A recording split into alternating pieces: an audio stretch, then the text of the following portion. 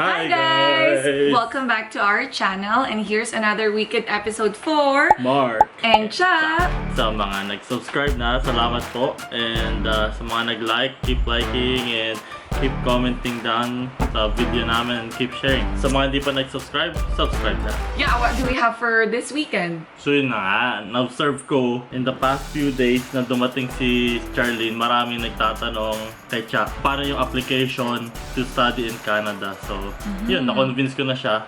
And she's ready to share all the information to you guys. So without further ado, nandito siya! Sa mga curious kung sino si Charlene, siya po yung sister ko na kakarating lang few weeks ago. Pumunta siya dito bilang international student. Mag-aaral siya for the next 2 years. And yeah, luckily, dini-IY namin. Tinulungan ako ni Mark, sa processing ng papers niya. But for the most part, dini-IY ko lang yung visa application niya. At sa awa ng Diyos, nandito na siya. Prior to that, madami na rin talaga nagtatanong pero hindi pa ako confident mag-share kasi nga gusto ko nandito muna yung end product namin before namin gawin tong vlog na to. So ito na nga, gagawin nating smooth at madali at kung may mga tanong ka love na pwede nilang maging tanong din, let me know. Mamaya. So we can answer that on the side as we progress. So, do-it-yourself student visa application, we only paid 20,000 pesos. Oh, mura lang. All in all. I mean, for the application processing lang po yun. So, well, 20,000 is the estimated lang. Pero yung exact amount niya is, so first, $150 for the student admission or for application for the letter of acceptance. So next is, of course, the student visa na, another $150. And then biometrics, which is the fingerprints, is $85. Yeah, for the student visa application lang yun. So again, what's the first one? Student admission for the letter of acceptance, student visa, and biometrics. Yung tatlo na nun. Perfect. So, step number 1. You need to find the province and city where you want to study and then look for your school. Exactly. So, what school are you looking for? They call it Designated Learning Institution. Designated Learning Institution ay mga government or Canadian-approved school. Yung mga pwede lang. Yes, na makakapagbigay sa'yo nung letter of acceptance. You can visit Canada.ca or yung website for the Canadian Immigration and Citizenship. Nandun lang sa website nila yung list ng schools. Letter of acceptance, yun yung unang-una mong kailangan or major requirement sa application mo for the visa. Second step, of course, upon learning your designated learning institution, kailangan mo nang pumili ng program muna. Anong program ang kukunin mo? Gusto mo bang ituloy yung natapos mo sa Pilipinas? Depende sa'yo.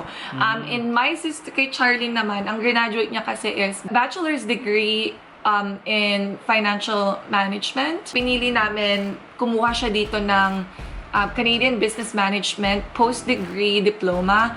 Kasi relevant na. Yun yung magiging pathway niya for permanent residency eventually. So, yung 2-year postgraduate diploma in Canadian Management, yun, after nun, makakapag-apply si Charlene ng working permit.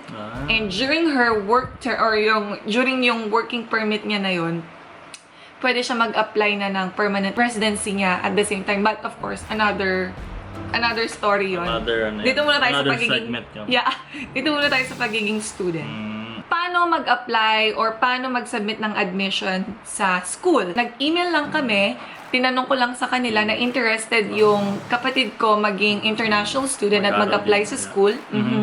And tinanong ko lang, ano po ba yung what are the requirements for her admission? And the requirements are? Complete application form provided by the school or designated learning institution. Number 2, educational documents like the yung mga bachelor's degree certificate, diploma, yung transcript of record. Tapos number 3, copy ng passport. And last but not the least, yung proof of English proficiency document. Perfect. Yung proof of English proficiency, yun yung tinatawag nila na IELTS, TOEFL. So, yun yung mga parang certification sa Pilipinas na kailangan ninyong i-take para ata ma-prove nyo yung how English proficient you are. But in our case, sa school ni Charlene, every Filipino student or any that's coming from the Philippines, it is not required. Hindi ni-require yung IELTS or any English proficiency assessment as long as makapag-provide ka ng English certificate from your previous school.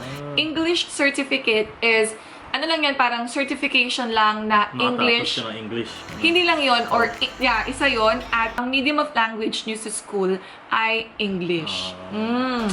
So, maswerte kami, hindi na kinailangan mag-IELTS or TOEFL or anything like that ng kapatid ko. So, sinasabi mo na Philippines talaga second language yung English. English, in other words. Kaya mas madali makapunta dito. Yeah. So, exactly. But again, every school is different. So, I suggest you reach out to your designated learning institution directly. First, Yes, para ma-provide nila yung tama at mga applicable requirements for you. Sabihin ng school sa'yo kung which semester ka pwedeng pumasok. Semester or intake. Yeah.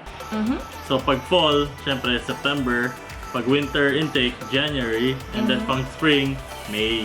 Exactly. Yung intake na yun, ibig sabihin, parang nag-apply ka ngayon, syempre, baka hindi ka na pwedeng pumasok sa fall semester kasi fully booked na. Or, so isasabihin sa'yo nung school mo kung ano yung appropriate or ano na yung applicable na intake for you. So, and the admission fee, of course, that's the first one you have to pay, which is? Yung $100 to $150 depende sa admission fee ng required sa school na yun. Now, once na na-approve na nung school mo yung admission mo or yung application mo, i-require ka na nila na magbigay ng down payment. Down payment is a portion of your tuition fee for the entire program. But again, hindi lahat ng school nire-require to. So again, I would suggest to reach out to your designated learning institution to know the specific information and applicable requirements for you. After namin magbayad ng down payment, of course, provide na namin yung resibo. And approximately in a month, na-receive namin yung letter of acceptance ni Charlene. So, yung resibo, importante, itago niya. Itago niya yan. Pag di nyo tinago yung resibo, baka sabihin, di kayo nagbayad ng admission fee. Again, once letter of acceptance is secured, we can now start to the next part of the application, which is the student permit or student visa application. Okay. Alright, so now we proceed to the second part of the application, which is student visa or student permit application. And for this to happen, you have to create your application account through CIC, which is the Canadian Immigration and Citizenship website. Website nila. So again, log in and create an account sa Canadian Immigration Citizenship. Yes. Pagka-create mo ng account, of course, pipiliin mo doon yung application to study. You have to complete all eligibility questions.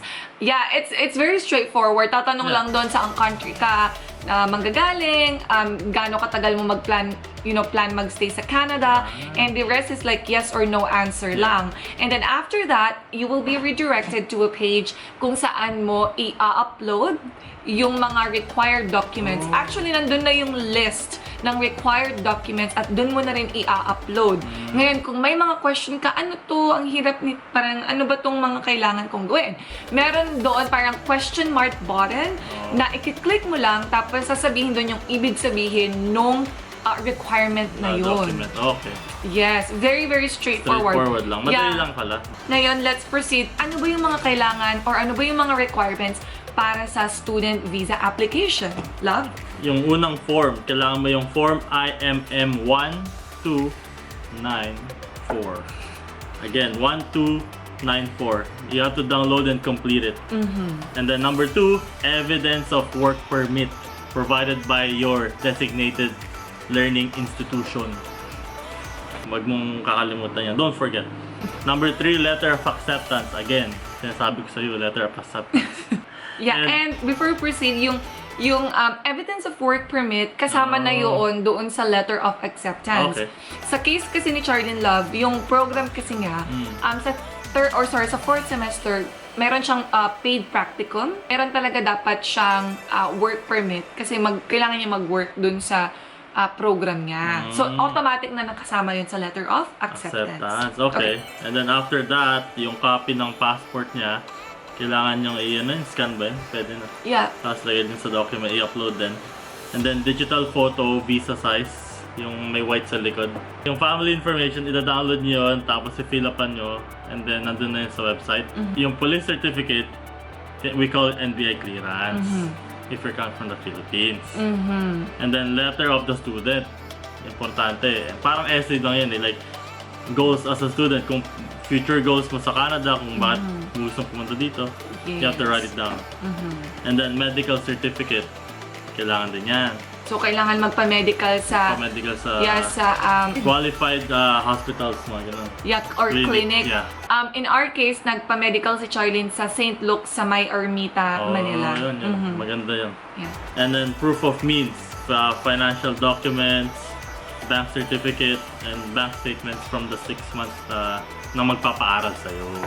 Yeah. So, yung proof of means, hindi lang naman bank certificate or, of course, bank certificate and bank statements are the most important one. Pero pwede nyo rin ipakita doon yung mga business nyo, kung may business kayo, mga taxes nyo, mga liabilities, assets, records nyo sa BIR, mga ganon. Pwede yung lahat ng yun. But very important yung makita ng Canada yung bank account ng, of course, magpapaaral. So, kailangan nilang makita na active siya for 6 months. Yeah. Okay. So, in the event na may na-miss kayo, incomplete na forms or documents na na-upload nyo, don't worry kasi i-email ka naman ng CIC para ma-inform na mali yung nalagay nyo. And bibigyan ka nila ng deadline. So, kailangan nyo ring mag-check ng email just in case. Perfect! Para sa pag-complete ng requirements, of course, kailangan nyo magkaroon ng sarili nyong email.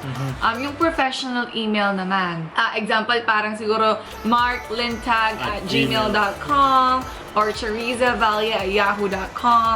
So, kailangan mo ng isang ganon discrete email accounts. Of course, kailangan mo ng printer. Kailangan mo ng scanner. Pero kung wala lahat yun, it's okay kasi may mga computer shop naman sa... So, that's all you gotta do. You have to have an email, you have to have... printer, scanner. Yeah, access to printer, scanner, all those equipments para ma-upload mo yung mga paperwork mo sa online. Yeah. Yun lang. Okay, so after na complete yung requirements online, CIC, of course, will evaluate all the paperwork that you submitted, and then they will email you regarding getting an appointment to go to your nearest embassy sa area mo or sa country natin to submit your biometrics and your passport for visa printing. Ano nga ba yung biometrics? Biometrics yung fingerprint. Yeah, na nire-require na ng Canada. So kailangan mo kasi personally pumunta sa embassy para magbigay ng fingerprint.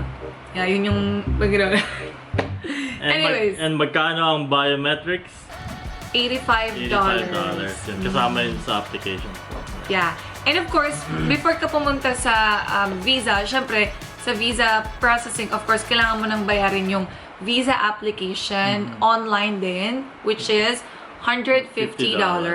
Disclaimer, of course, because of COVID, baka may mga certain rules and regulations sa embassy na kailangan mong sundin, right? Kasi hindi ata ganun kadali mag-travel ngayon sa atin. So, kailangan nyo rin tawagan yung embassy nyo, tanungin nyo kung kailangan ba ng schedule, mag-set ng appointment, things like that. So, nung na-drop off na yung passport ni Charlene, within 2 weeks, natanggap na namin yung visa niya. Nakatatak yung visa niya sa passport niya. And it was actually valid from May 2021 to April 2023. So 2 years. Yeah, 2 years. Kasi nga yung 2-year program. Yung school niya, 2-year program. And additional information too, you make sure that your passport is up to date. Kasi ang mangyayari niyan, kung gano'n lang, halimbawa yung passport mo, expiration niya is, say, 2022, right? bibigyan ka lang din ng visa Hanggang na 2022. na kung kailan lang valid yung passport mo. Kailangan mo rin niya yung passport So, mo. so tingnan mo yung passport mo, check if it's up to date. Yeah. At least man lang 2 or 5 years more than siya dun sa school term mo. Yeah. Ganon, if that makes sense. Yeah. Now we go to the 5th step. Of course, we have to arrange her coming here in Canada. Yun, papunta na siya dito. Exactly. So, in-arrange niya ni Cha yung pagpunta ni Charlene. Yung mga requirements din. Kasi it's COVID, so... Kinailangan namin, of course, una muna, mag-book ng flight.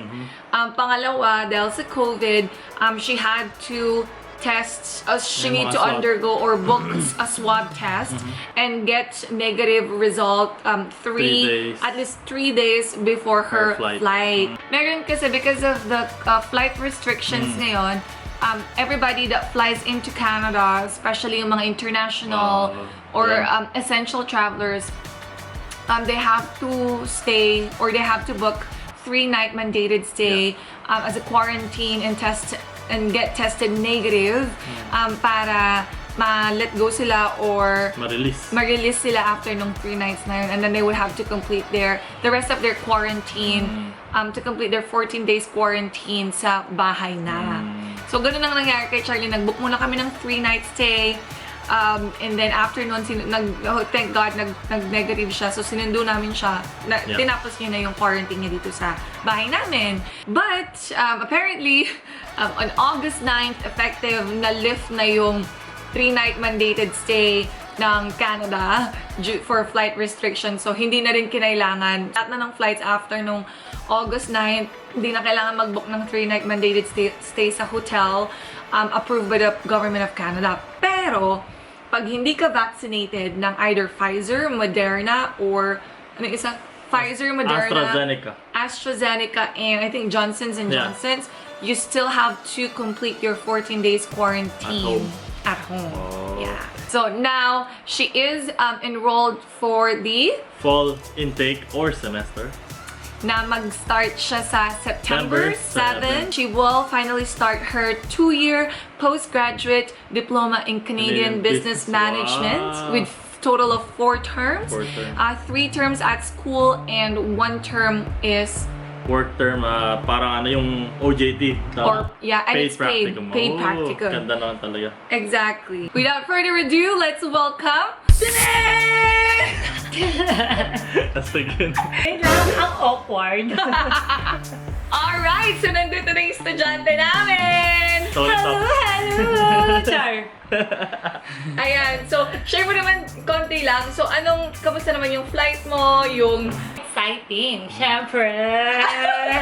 Ipinaprocess mo na yun eh. Yeah. Andun ka na. So nahirapan ka ba nung demanding ba ako? Super! Kailangan agad-agad, ganyan siya. Tagal-tagal pa naman ng klase ko. Noon! So, kailan nga tayo nag-process na parang November ata tayo nag-start? October! Okay. October kami unang, with the application sa school niya, ganyan. Pero na-receive namin yung visa mo which month? March. Yeah, so from October to March. Pero of course, depende din sa kasi maaga tayo nag-apply. Maaga nag-apply. So, syempre, depende kung gaano kakabilis din mag-submit ng application mo, ma-complete yung requirements mo. Nakadepende doon, of course, yung Wait lang, mabalik ko kay Tangela, ha? Yeah. It's okay. Okay. Awkward! Kamusta naman yung flight mo? Ayun talaga. Doon ka naiiyak, girl! Wala MMK na ang buhay mo doon. Akala mo lang masaya, pero... Kanina masaya siya, iyak na siya kayo. Tapos yung hotel stay? Okay lang, kasi libre naman lahat. Masarap yung food. Ganyan. Tawag ka lang. Ganyan. Can I have Emma Bacon? Ganyan lang yun. Okay na. Alright, So guys, to become a student talaga, you definitely have to plan everything. You have to prepare yourself mentally, emotionally, physically, and financially. Of course, yeah. So in terms of the financial department or financial aspect naman, you have to also be prepared to pay other fees along the way. So of course, Isa dyan, example, yung medical exam. Magkano exam. yung medical exam mo nun? Ewan ko, dapat 12K lang, tapos tapos sa 15. Tapos parang gano'n. Di ba sabi ko sa'yo, madaldal ako. Tapos yung another one is yung NBI clearance. Yeah, and of course, yung flight mo, accommodation mo, arrangements for that. Syempre, kailangan mong, bayaran yun. Kasi yung tuition fee, wala doon yung tuition fee mo. Tuition fee lang yun. So, mas mga curious dyan, parang as if lang na nagpunta ka sa Manila, right? Nag-aral ka doon sa college. Tuition fee lang naman din ang binayaran mo doon, 'di ba, sa school? Yeah. Iba pa yung dorm mo, iba pa yung allowance mo. So same thing dito. And sa mga curious doon sa tuition fee ni Charlene, Kano ba? magkano nga ulit? So yung tuition fee, Basta yun na yun. so yung tuition fee niya is at approximately 35,000 35,000 Canadian dollars dahil yung tuition fee niya na yun is good for 2 years. And covered na yan. exactly. And if you think about it, yung tuition fee rin kasi varies yung lugar. Yeah. Right? Lugar, yung program mo, gaano katagal yung program mo. And of course, dito kasi nasa Vancouver kami. Yeah. So sa Vancouver City, so the more city you are, syempre mas expensive. So parang sa Maynila din, di ba? Pag nag-aral ka sa Maynila, mahal sa Maynila. So parang ganun lang din. Pag nag-aaral ka sa probinsya, mas mura kasi mas, mas rural. Exactly. For ka mag-apply, syempre, i-consider mo din yung cost of living, yung tuition fee. So, kailangan mo talagang magkaroon ng research mo. Yeah. Kaya, manood kayo ng mga previous vlog. So, just so you know din po, noong 2017, I came here as a student and nag-agency ako sa mga curious dyan or sa mga gustong malaman, nag-agency ako and I paid 130,000 pesos just for the processing. Processing fee lang yun. And 130,000 na yun, wala pa doon yung tuition fee ko, yung flight ko, lahat-lahat. Ito lang yung processing fee. Wherein, nag-do-it-yourself lang kami at ang nagastos namin ay wala pang Tumataginting na 20,000 pesos. And More it's or like, less yun lang. it's like $110,000. 110,000 pesos cheaper. Oh, kaya watch his vlog. Marami kayong matututunan. So yeah, so I think to wrap this up, any advice-ish sa mga gustong magplano or apply? Hindi naman sinabing may gano'n. Alaga, konti lang Could prepare yourself. Yun. Dapat yung sure ka para hindi masayang yung pera mo. Exactly. Yeah, and it is not cheap to come here and study in abroad. You know, mahirap kasi may iwalay ka sa family mo, sa home country mo, pupunta ka sa isang foreign country. Sa comfort zone mo! Yeah, exactly. Lalabas ka sa comfort zone mo. Yeah. So, but, you know, this is one step forward to a brighter and better future. Yes. For growth. For growth and for maturity and Yeah. independence. And yeah, so one day it'll be all worth it, right? Oo, syempre. Pray for me, guys! Alright, so any more love? Wala. Basta tama nga yung sinabi nila. Kung yung makalabas ka sa comfort zone mo pa nag-aral ka Yes. dito. And like me, when I first came here, parang ganun din. Pero immigrant kami. Pero nung nag-aral ako, syempre, kailangan mataas ang loob. May paniniwala ako. Para sa future laban. Right guys, thank you so much for watching. Yes, sir. Sana may naintindihan kayo at sana na medyo clear yung the way namin in-explain. We tried our best. Yeah. But yeah, kung may mga questions kayo, mag-comment lang kayo down below. And ang key dito, para magkaroon ka ng most applicable information and correct information, please do visit the website canada.ca or search for CIC or Canadian Immigration and Citizenship. Matamang sagot sa questions mo. And I suggest na look for the designated learning institution first kasi sila din mismo, meron din silang mga suggestions or ways para tulungan ka or i-guide ka sa mga questions mo about immigration process. And that's it for today's vlog. Again, this is Mark. And I'm Cha and Cha. Sorry Stay for- safe. stay cool. See you next vlog! Bye! It's Shoutout time! Shoutout kay David and Charizza. Hello. Hello! Shoutout din kay Manang Mau Mau from Carson, California. And shout out to our Pamang kids, Prince and Princess from Philippines! And of course, iba pa namin pamangkin na sila King, King, Duke, Duke, and Queen! Queen! Queen ba? Yeah. Queen. And Hindi ko alala pamangkin nito. Queen. Queen. And shoutout din kay Drew from Nelson. Nelson, yeah, Drew, hi. Hi. And 1, 2, 3, go. Ganun din tayo lang. Sige, And again, thank you. 1, 2,